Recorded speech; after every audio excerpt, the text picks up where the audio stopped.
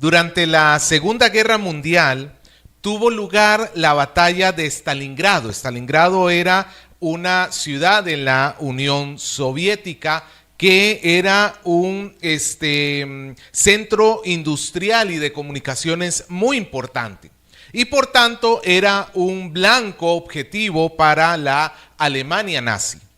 Así que un día de crudo invierno, los alemanes rodearon la ciudad mientras el ejército soviético resistía adentro. Cuando inició la confrontación, los alemanes se descubrieron que debido a las bajas temperaturas del invierno, sus armas se habían congelado, incluso sus tanques habían quedado fuera de funcionamiento. Mientras que los soviéticos, que ese es su clima normal, estaban mejor preparados para la batalla.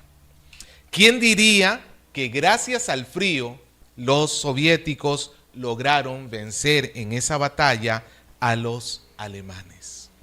Muchas veces, amado hermano, la victoria no está en las grandes cosas, sino en las cosas pequeñas. Son pequeñas claves, pequeños asuntos que son fundamentales para alcanzar la victoria. Hoy vamos a ver cómo el Señor da la victoria a su pueblo. Y vamos a ver cuál es esa clave que el Señor ha dado para que el pueblo de Dios pueda tener victoria. Si recordamos un poco el contexto de esta carta, de este libro y especialmente de este capítulo 5, en este capítulo 5, en el versículo 2, se nos habla uno de los versículos más importantes que encontramos en todo el Antiguo Testamento. Pero tú, Belén Efrata, pequeña para estar entre las familias de Judá, de ti me saldrá el que será el Señor en Israel. Y hemos visto las semanas anteriores a este Señor en Israel. Y hoy vamos a ver cómo la presencia de este Señor en Israel es la seguridad de la victoria que tiene el pueblo del Señor. Así que comencemos nuestro estudio. Y es que si recordábamos, como hemos dicho, el Señor en Israel vendría a derrotar a los asirios. Lo vimos la semana pasada.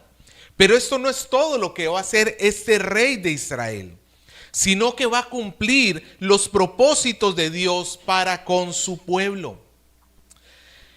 ¿Usted recuerda cuál es el pacto de Dios con Abraham?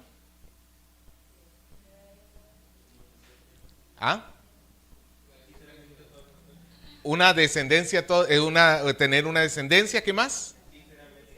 La bendición a todas las naciones. Y ese punto es el que quiero subrayar hoy especialmente. Génesis 12:3, Dios le dice a Abraham: bendeciré a los que te bendijeren y a los que te maldijeren, maldeciré. En ti serán benditas todas las familias de la tierra. Después de que la maldición de Dios vino en el huerto del Edén por causa del pecado del hombre, Dios le promete a Abraham revertir esa maldición al traer bendición a todos los que bendigan la familia, o mejor dicho, a Abraham. ¿Qué significa bendecir a Abraham? No es simplemente decirle bendito sea Abraham, sino que es una forma de referir a aquellos que tienen la misma fe de Abraham. Aquellos que por la fe son hijos de Abraham reciben la bendición de Dios. Cuando una nación, un grupo de personas, una familia o un individuo reconoce al Señor de Abraham como el único Señor y espera en Él su salvación, entonces recibe la bendición del Señor. Por ejemplo, usted se recuerda casos que tenemos en la Biblia, hay muchos, pero por ejemplo, cuando Faraón, aquel que tuvo el sueño de las 7 vacas gordas, las 7 vacas flacas, puso a José como el segundo a cargo de todo Egipto. Y al reconocer en José que Dios le hablaba y al en cierta manera honrar a José, Dios salvó a toda la nación de Egipto de la hambruna que venía. Bendecir a la nación, a Abraham, involucraba entonces la bendición de Dios. Y eso lo vemos reflejado en el versículo 7. Volvemos a leerlo. Mira lo que dice. El remanente de Jacob será en medio de muchos pueblos, ¿como qué? Como el rocío de Jehová. Justo hoy nos amaneció bien lluvioso. Como el rocío de Jehová, como lluvias sobre la hierba, las cuales no esperan a varón, ni aguardan a los hijos de los hombres. ¿Quién va a ser como el rocío? El remanente. ¿Se acuerda de esta palabrita remanente? ¿A quiénes refería? Al pueblo que había sido llevado a cautivo a Babilonia y que Dios estaba preservando para que un día pudiera regresar a la tierra prometida. Dios está diciendo que este pueblo que Él guardó para cumplir sus propósitos, este pueblo va a ser como el rocío de la tierra, como lluvia sobre la hierba. ¿Qué nos representa el rocío? ¿Qué representa la lluvia sobre la tierra? Evocan la bendición del Señor. Acá en Lima cuesta verlo porque llueve muy poquito, pero si usted va a las provincias o en otros lugares donde llueva, especialmente en medios agrícolas, sabrá que las dificultades que pasan los agricultores cuando, por ejemplo, hay sequías. Cuando deja de llover durante un tiempo y ahí tienes donde has invertido todo tu dinero sembrado allí y se está muriendo porque no hay agua suficiente. Pero de un momento a otro comienzas a ver el cielo negro, oscuro, comienzan a sonar rayos, truenos en el fondo y de repente baja la lluvia. ¿Cómo crees que se siente un agricultor al ver eso? Alegre, feliz, qué bueno que ha llegado la lluvia. Es sinónimo de bendición. Las lluvias aseguraban la provisión de los alimentos necesarios para sostener la vida. No por nada, en Levítico 29:4, el Señor es parte de las promesas del Señor si el pueblo era fiel al pacto. Si el pueblo se mantenía fiel, el Señor les dice, Levítico 26:4, yo daré vuestra lluvia en su tiempo, y la tierra rendirá sus productos, y el árbol del campo dará su fruto. Todo viene por causa ¿de qué? De la lluvia. La lluvia es esta fuente de vida y solamente puede venir por intervención divina, no por voluntad del hombre. Bueno, esto hasta que el hombre aprendió a sembrar nubes, pero en ese tiempo no se podía sembrar nubes como se hace hoy. Incluso hasta el día de hoy no es algo que el hombre domine hacer, pero sí se puede hacer. Pero en aquel tiempo no se podía. Había que esperar literalmente hasta que llueva. No había nada, no habían danzas de la lluvia como hacían en las caricaturas los aborígenes, ¿no es cierto? Haciendo una danza para que llueva. No, no había tal cosa. El pueblo de Dios se compara con esta lluvia que está llegando sobre las naciones, que va a traer vida como el rocío, como la lluvia. La primera figura que tenemos entonces es que el pueblo de Dios va a ser vida entre las naciones, como la lluvia. Pero mira el versículo 8, hay un fuerte contraste. Asimismo, el remanente de Jacob será entre las naciones, en medio de muchos pueblos, como el león entre las bestias de la selva, y como el cachorro de león o el leoncillo joven entre las manadas de las ovejas, que si pasare y hollare y arrebatare, no hay quien escape. Ya vimos la figura del pueblo de Dios como la lluvia cayendo y que trae vida. Pero ahora, ¿con qué se compara? Con un león. No sé usted, amado hermano, pero yo no encuentro ocasión en que un león sea una buena noticia.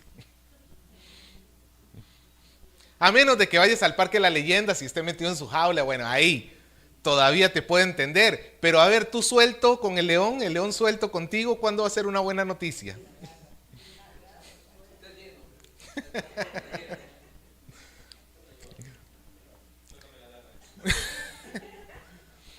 No, ya después iba a contar un chiste, pero ya no es el momento. Ahora se compara al pueblo de Dios con un león, como un leoncillo joven que se cuela, se mete en medio de las ovejas. Imagínate la tragedia que sería esto para un pastor que en su redil, en la noche, cuando están sus ovejas durmiendo en este recinto cerrado, se metiera un león allí. Sería literalmente la garantía de que esas ovejas van a morir, definitivamente. Si pasare, si hollare, si arrebatare, no hay quien escape. La figura claramente evoca la muerte, mientras que el rocío evocaba ¿qué cosa? La vida. El león que está evocando la muerte. El pueblo de Dios en esta profecía dice que para las naciones el remanente del Señor también va a ser ¿qué cosa? Va a ser muerte. Para algunos va a ser vida, para otros va a ser muerte. Por tanto, hay esta dicotomía en el remanente. Va a ser tanto lluvia como león, va a ser tanto vida como muerte a las naciones.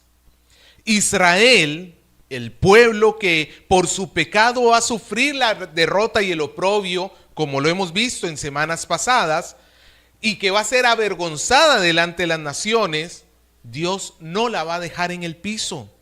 Dios la va a levantar y la va a utilizar para juzgar a sus enemigos. Versículo 9. Tu mano se alzará sobre tus enemigos y todos tus adversarios serán destruidos. Esta es la promesa de la restauración del pueblo de Dios. La promesa de que Dios, a pesar de que está castigando a su pueblo, y lo está castigando muy duramente, pero no lo ha abandonado. Ellos van a tener que sufrir, pero luego de ese sufrimiento vendrá la victoria del Señor. Vendrá la victoria que Dios le va a dar a su pueblo. Pero, al igual que el pasaje anterior que vimos sobre la llegada del rey de Israel, esta promesa no se cumplió en los días de Miqueas ni en los días del Antiguo Testamento. Esto tendría que esperar a mucho más que simplemente volver del cautiverio, porque cuando los judíos regresaron de Babilonia, no derrotaron a sus enemigos. Al contrario, llegaron los persas, o mejor dicho, estaban bajo los persas cuando regresaron. Luego que se fueron los persas, llegaron los macedonios y también los conquistaron. Luego los tolemaicos, los leucitas y así una serie de naciones, hasta que incluso cuando llega el Señor Jesucristo, bajo el dominio de ¿quién estaba Judea? De Roma. ¿Qué pasó con esa profecía? ¿No que iba a destruir a sus enemigos cuando regresara? Más adelante veremos que el cumplimiento de esto se haría de otra manera, no como el pueblo la esperaría. Vamos a seguir viendo lo que el Señor dice acerca de este remanente, porque si bien es cierto, se promete la victoria, aunque todavía no se ha cumplido, pero el Señor todavía tiene algo más que decir sobre este remanente. La profecía se vuelve aún más dramática. Acá, si hubiera terminado en el versículo 9, donde lo hemos leído, ¿qué dice el versículo 9? Tu mano se alzará sobre tus enemigos y todos tus adversarios serán destruidos. Si lo hubiéramos dejado hasta ahí, hubiera quedado perfecto. La victoria del pueblo del Señor. Pero Dios todavía tiene que tratar con su pueblo. El Israel victorioso que trae vida y muerte a las naciones, todavía tiene que ser tratada por el Señor. Y como dijo Pedro en 1 de Pedro 4:17, es necesario que el juicio comience por la casa. Lo primero que hace Dios es juzgar a su propio pueblo. A lo largo de este libro hemos visto varias veces cómo se denuncia el pecado del pueblo de Dios. Y ahora Dios va a prometer no solamente obrar a través de este pueblo pecador, sino también obrar en este pueblo pecador. Mira conmigo el versículo 10 y 11. Acontecerá en aquel día, dice Jehová, que haré matar, no dice sus caballos, hablando de las naciones. Sus caballos, sino que dice tus caballos. ¿A quién le está hablando? Al pueblo de Dios. Haré matar tus caballos en medio de ti y haré destruir tus carros y haré también destruir las ciudades de tu tierra y arruinaré todas tus fortalezas. Caballos, carros, ciudades que eran amuralladas, fortalezas. Todas estas cosas son figuras de protección, de cuidado. En caso de que venga el enemigo, ¿con qué es lo que cuenta un país? Con su sistema de defensa, ¿no es cierto? En aquel tiempo, con carros, con caballos, con ciudades amuralladas y fortalezas. En nuestro tiempo, ¿qué sería? Bombas, tanques, aviones, soldados, tropas. ¿No es cierto? Todas estas cosas que podemos decir que en ellas se apoya la seguridad de nuestra nación. El gasto militar es la forma como los países buscan disuadir que otros no les ataquen. Y también es la forma como manifestar el poder para que los demás la piensen dos veces, ¿no es cierto?, antes de venir. Según Wikipedia, el país en el mundo que tiene un mayor gasto militar, creo que no es sorpresa para nadie, ¿cuál es? Estados Unidos, con 760 mil millones de dólares al año gastado en la milicia. 760 mil millones. Eso es un 760 con 9 ceros. Hágale número. El segundo lugar está China, con la tercera parte de Estados Unidos, menos de la tercera parte, 230 mil millones, 760 versus 230. Pero aún así es un montón. Y usted dirá, ¿y Perú? ¿Somos el tercero?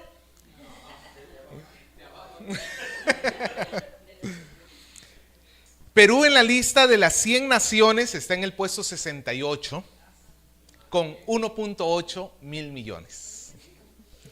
1.8.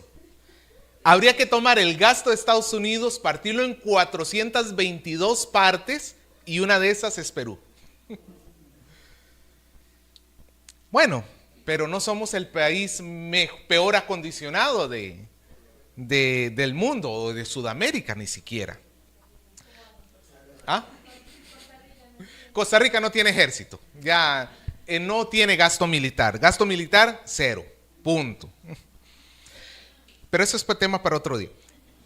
El punto es que el gasto militar, este tipo de cosas, ¿qué es lo que origina en medio de la población? Seguridad, ese es el fin a final de cuentas. Y no está mal en sí mismo gastar en seguridad, pues claro que no. El gran problema que está es cuando tú pones en esas cosas tu confianza en último lugar, en lugar de poner tu confianza en el Señor. Es Dios quien defiende a Israel.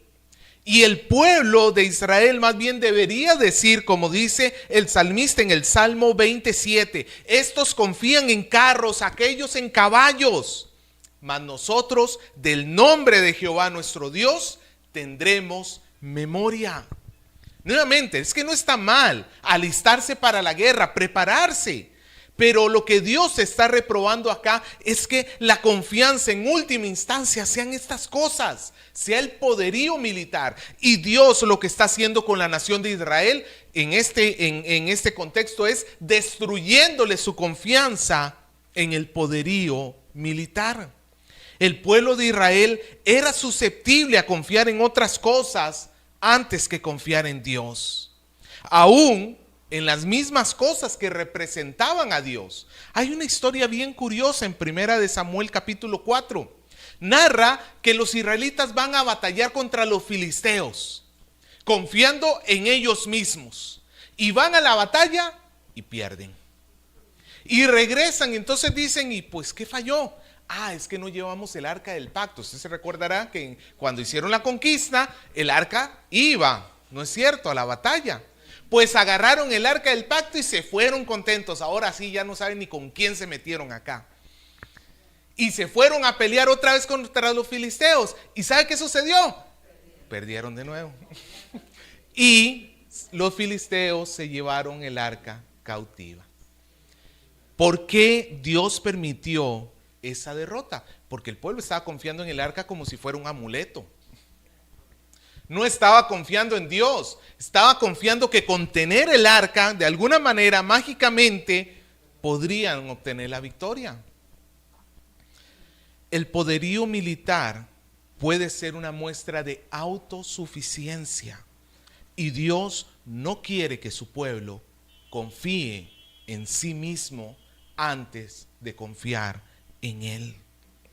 Dios lo que está diciendo aquí en estos versículos es que Él va a limpiar a su pueblo de ese orgullo que mueve su corazón. Va a limpiar a su pueblo de esas cosas que Él se aferra para decir, aquí estoy seguro, para que solamente confíen en el Señor. Pero la limpieza continúa, versículo 12.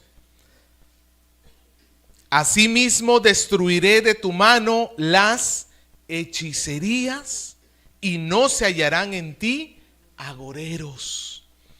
Este es uno de los males que Israel manifestó a lo largo de los siglos. Desde el inicio y hasta el final vemos a Israel cayendo una y otra vez en adivinaciones y en hechicerías. Y nuevamente, esto es confiar en algo más antes que en Dios. Los hechiceros y los agoreros tenían como finalidad manipular las cosas, incluso tratar de manipular al mismo Dios para poder obtener el bienestar propio, para que yo esté bien. Y a final de cuentas eso es poner a Dios, al hombre en primer lugar, por encima de Dios. Y el hombre entonces aprende a depender de estas cosas para su futuro. Y el Señor está diciendo que Él va a quitar estos falsos caminos. El pueblo tiene que tener seguridad en el Señor, no en hechiceros o en agoreros. Versículo 13, continuamos con la limpieza. Y haré destruir tus esculturas y tus imágenes en medio de ti, y nunca más te inclinarás a la obra de tus manos. Arrancaré tus imágenes de acera de en medio de ti y destruiré tus ciudades. Tal como lo requería el primer y segundo mandamiento. Hagamos una prueba hoy que dice en el Señor. Primero y segundo mandamiento. Primer mandamiento, no tendrás dioses ajenos. Segundo mandamiento, no te harás imagen. Era lo que el Señor demandaba desde el principio. Pero Israel estaba creando imágenes de dioses falsos y se estaba postrando ante ellos. Nuevamente, otra forma de confiar en algo antes que en Dios. La idolatría fue otro mal constante del pueblo de Israel. Pero aquí Dios dice que va a limpiar a su pueblo. La idolatría no es otra cosa que el intento del corazón de querer depender de las cosas creadas como si éstas fueran Dios. Hay una cierta ironía en la palabra de Dios. No te volverás a arrodillar delante de la obra de tus manos. Es que, amado hermano, ponte a pensarlo. Es crear algo que tú has hecho. Algo. La creación siempre va a ser menor al creador. Porque por definición tú no puedes crear algo más grande que tú. Por definición, por lógica. La creación siempre va a ser menor que al creador. Y tú creas algo que es menor a ti. Y terminas confiando en ese algo, poniendo tu confianza en ese algo, lo cual se vuelve inútil. Es un intento del corazón por creer que aquello tiene algún tipo de poder, como lo tenía Acera, la deidad de los cananeos, que era la diosa de la fertilidad, de la sexualidad y de la guerra.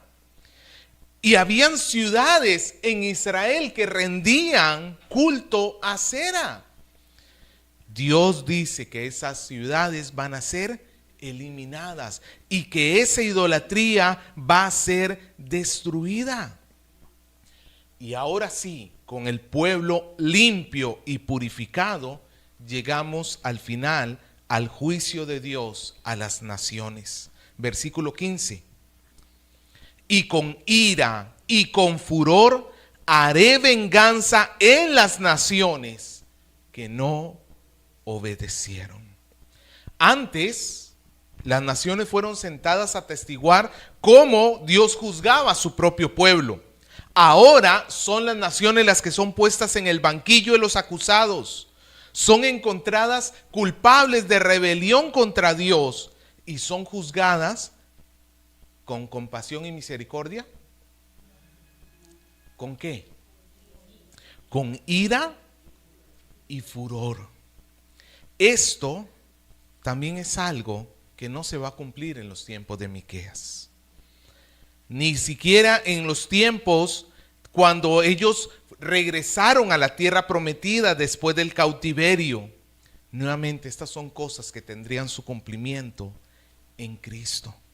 Pero este texto hasta aquí nos deja una sola cosa clara. Dios traerá juicio y bendición. ¿Se acuerda de la lluvia y del león? Dios va a traer bendición y juicio a través de Israel, de su pueblo. Pero antes que hacer esto, ¿Dios qué va a hacer con su pueblo? Dios va a limpiar a su pueblo. Pongámonos a pensar entonces, ¿cómo se cumplen estas cosas? ¿Cómo se cumple esto? Pues siempre que pensemos en el cumplimiento de las Escrituras, ¿en quién tenemos que pensar? En Jesús. ¿Es Jesús la bendición y el juicio a las naciones? Sí, claro que sí. Es Jesús como el rocío que cae donde nadie puede controlarlo. ¿Acaso tú controlaste el día que creíste en Él? No. El día que tú creíste en Él, Dios ya estaba operando en tu corazón. Tú creíste porque Él ya estaba operando allí, no porque tú lo elegiste. O sea, desde nuestra experiencia nosotros decimos, yo escogí seguir al Señor. Y claro, desde nuestra experiencia se ve así.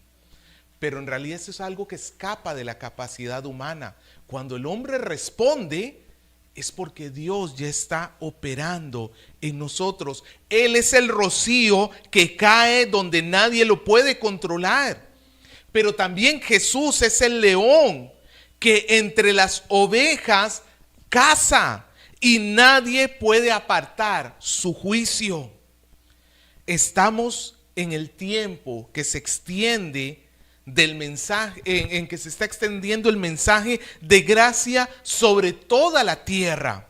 Estamos en este tiempo donde el Señor ya murió en la cruz y está por regresar, y es necesario que se escuche el testimonio del Señor Jesucristo y su mensaje de juicio a todas las naciones.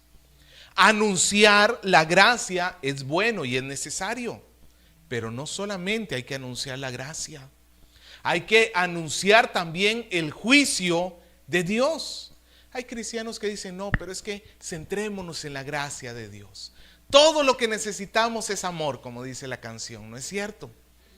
Todo lo que necesitamos es la gracia de Dios. No, el Señor también anuncia que a través del Hijo viene el juicio.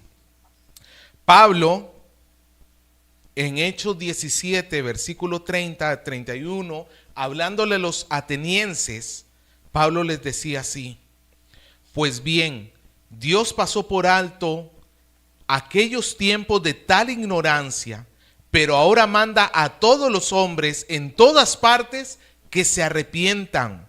Él ha fijado un día en que juzgará al mundo con justicia por medio del hombre que él ha designado.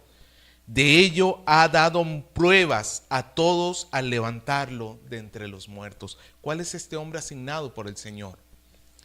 Jesús, el que levantó de entre los muertos. Amado hermano, pensar en el juicio y la salvación de Dios tiene implicaciones altamente evangelísticas, donde nosotros tenemos que llevar esa palabra de juicio y de salvación a gente de toda tribu, lengua, pueblo y nación. Y aún, amado hermano, Dios permita que en medio de nosotros se levanten personas misioneras que vayan al campo y lleven el mensaje a gente que nunca ha escuchado del Señor. Dios permita eso. Amado hermano, Cristo Jesús es la bendición que el Señor ha derramado sobre toda la humanidad, pero también es el león suelto en medio del redil, donde todo aquel que le rechaza vendrá a juicio, pero todo aquel que le reciba vendrá a salvación. Pero para que el Señor pueda cumplir la gran comisión, o para que el Señor pudiera mandarnos a cumplir la gran comisión, primero tuvo que limpiar a la iglesia. Nosotros somos especialistas en buscar cosas que reemplacen a Dios. Somos especialistas en confiar en cosas fuera de Dios. Deme ejemplos. ¿En qué confiamos? Dinero, trabajo, fuerza, habilidades, los hijos, la inteligencia. Amado hermano, ¿te has dado cuenta que eso no es algo que se acaba cuando has recibido a Jesús como Señor y Salvador? ¿Te has dado cuenta que hay una inclinación constante en tu corazón por depender de aquellas cosas? En los tiempos cuando llega momentos económicos difíciles, crisis financieras, mucha gente rica termina suicidándose. Es normal, por decirlo así, ver en las estadísticas como cuando llega una crisis financiera, viene acompañado por un pico en suicidios. ¿Por qué? Imagínate, bueno, muchos de ustedes lo vivieron, yo no. En los años 90 cuando llegó el Fujichoc, que yo nada más he podido escuchar de eso. Que tú te hubieras en tu banco, no sé, dale cuenta, digamos que 10,000 soles.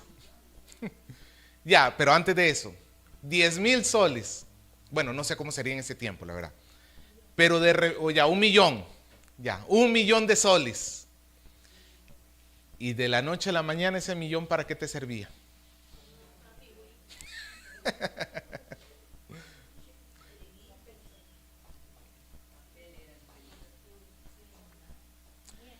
Hace un tiempo también, por ejemplo, una vez caminando por el Mercado Magdalena, me encontré un grupo de venezolanos que estaba regalando billetes de Venezuela.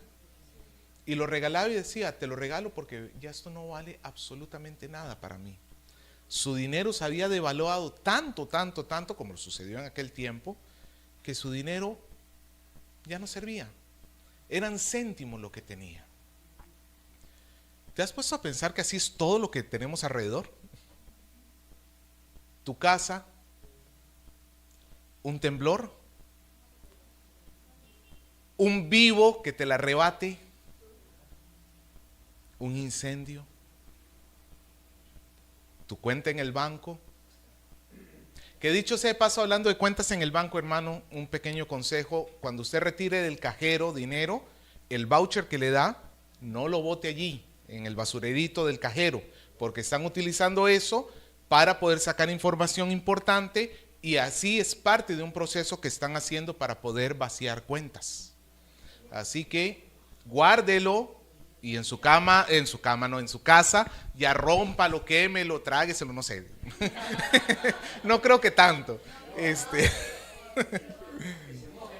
Y mejor aún, si el cajero dice la opción no dar voucher, le da allí y punto. Eso es mejor todavía. Pero bueno, regresando a nuestro punto. ¿Es acaso tu cuenta bancaria tu motivo de confianza? Ponte a pensar, ¿qué pasaría si hoy perdieras todo lo que tienes? Quedaras en la absoluta calle. Llegas a tu casa y ya no es tuya. Pierdes a tus hijos.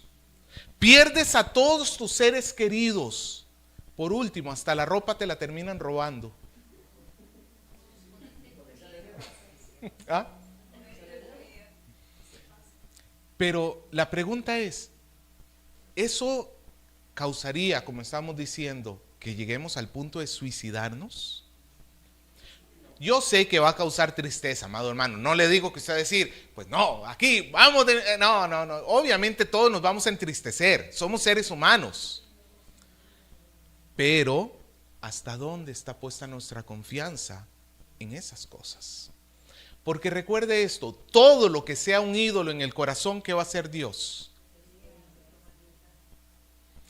¿Por qué? Porque Dios es malo y no quiere que nos divirtamos. Al contrario, porque estas cosas son inútiles. Esos ídolos son inútiles. Tú, por más que confíes en ellos, como dice el profeta, tienen ojos, no ven, tienen manos, no pueden hacer, tienen oídos, no escuchan. Amado hermano, tu dinero no puede hacer nada por ti, tu talento, nada de lo que tú tengas por sí solo puede funcionar.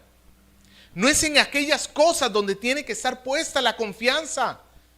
Y Dios, por amor, cuando ya nos viene hablando mucho tiempo, por amor Dios toma la decisión de disciplinar a su pueblo. Que ojo, no es lo mismo la disciplina que el castigo.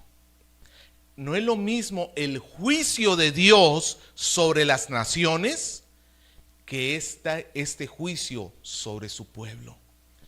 Este juicio de Dios sobre su pueblo es más parecido a un padre castigando a su hijo. El padre que castiga a su hijo no busca su destrucción. ¿Qué es lo que busca?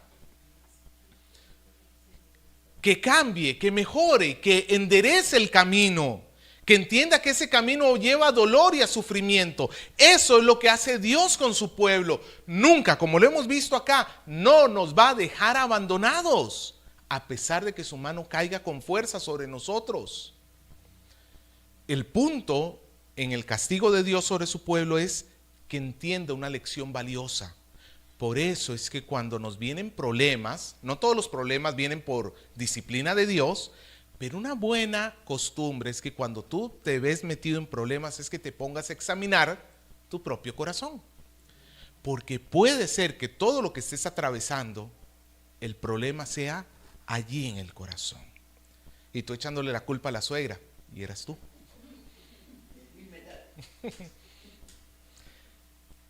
Amado hermano, pero el juicio a las naciones es diferente. El juicio a las naciones es sin misericordia, porque Dios está juzgando sobre ellos el pecado para condenación eterna. Pero sobre su pueblo está juzgando el pecado para que el pueblo se separe del pecado.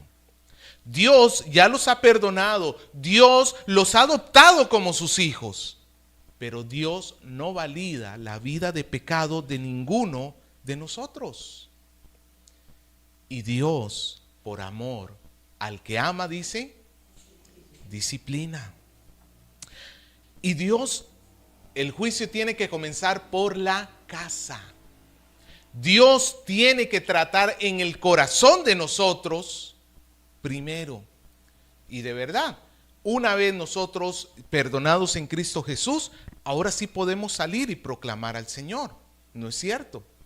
Una vez que nosotros hemos encontrado, o mejor dicho, hemos sido encontrados por Cristo, ahora podemos salir y proclamar a Cristo para que otros también sean encontrados por Él. Pero Dios primero va a operar en el pueblo para que a través del pueblo pueda llegar el evangelio a las naciones. Así que, amado hermano, si tú estás pasando por momentos de angustia, de dificultad, si ves que Dios va cerrando puerta tras puerta, tras puerta, tras puerta,